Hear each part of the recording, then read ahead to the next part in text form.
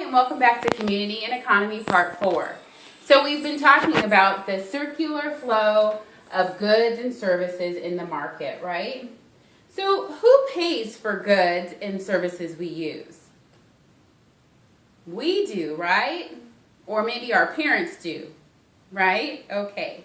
Well, think about services that everyone has a right to use, but no one pays directly. Can you think of some of those? Maybe our street lights, our schools, roads, fire protection. Well, these types of services are called public service goods and services. Today's activity will help you understand how these are paid for. Okay? Let's look over here. But before we do, I want you to turn in your citizen guide to page 34. Okay? Now, you're going to see a bunch of dollar signs like this on your page 34, and I want to congratulate you as a citizen for doing all of this hard work. This happens to be your paycheck. Each one of these symbols represents a dollar. So if you want to take a minute, there are 5 dollar signs and there are 10 rows, which equals how much money? 10 times 5 is 50, right? So you have $50, and that's what each one of these dollar signs represent. Well, that's a lot of money, but we must not forget that even when we make $50, it doesn't mean that you take home $50.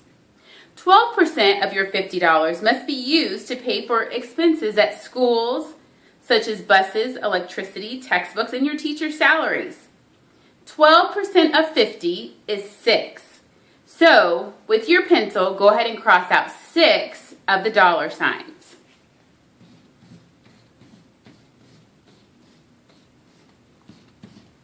Okay, now that's what you have left. Now, thank you. This will help pay the teachers at the local schools and provide electricity and supplies for the other students who are attending schools in your area. Now how much money do you have? $44. Well, 44 out of 50 that you started with, right? But wait, 10% needs to be spent to keep the school safe. So 10% of your $50 is 5. So go ahead and cross out 5 of those dollar bills.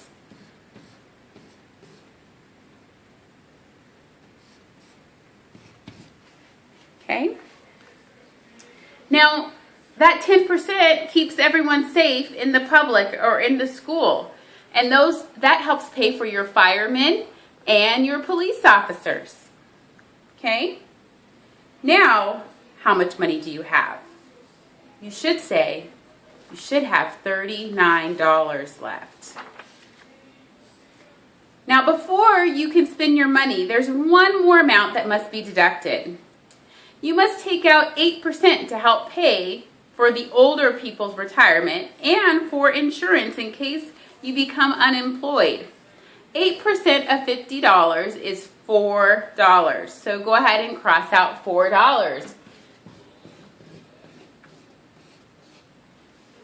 How many dollar signs do you have left?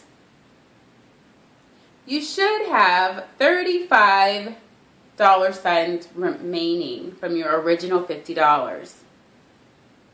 Now, can you guess what that money was that was subtracted from your paycheck? It was called taxes. Taxes are payments that most citizens and businesses are required to make to a government to pay for public goods and services. The money they earn before taxes were taken out it's called the gross pay. So when you first looked to the page and you saw that you had $50, that was your gross pay. That was the money that you had before the taxes were taken out. After the taxes are taken out, the money you have left over is called your net pay. When you go to J.A. Biztown, you will receive 2 paychecks. A modest tax of 2% will be deducted from each paycheck. they will record that net pay in your paycheck register at JA BizTown, okay? So just be thinking about that. You know, the paycheck register or the paycheck book that you have, we will, once you have your job, you will be recording the net pay in your paycheck register, and I'll be walking you through that in a few short days. Okay, so I hope you understand now that even though you get paid $50, you don't take home $50. What is $50? $50 is your gross pay. After taxes are taken out, you have a net pay. Very good. So now I want you to turn to page 35. And you'll see that there's a Venn diagram. You can pause the video or wait until the video is complete and just take some time and brainstorm some of the things that are public goods and services and some of the things that are private goods and services, okay? A private good and services would be like getting a haircut or you're paying a business. You're not paying it out of your taxes, okay? Out of your paycheck. Okay, once you've done that, good job. So let's talk about this a little bit more. Do you know what a public good and service is? I hope so. Do you know some examples of private goods and services?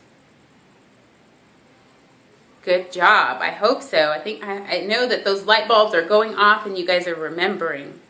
Who pays for goods and services? Think about it. The people who buy them, right? Who pays for public goods and services? Public goods and services are paid by who? The taxpayers or the citizens and businesses that pay taxes. How does the government pay for public goods and services? The government pays for public goods and services with your taxes. All right, so good job. I hope that you've learned how an economy and a community works.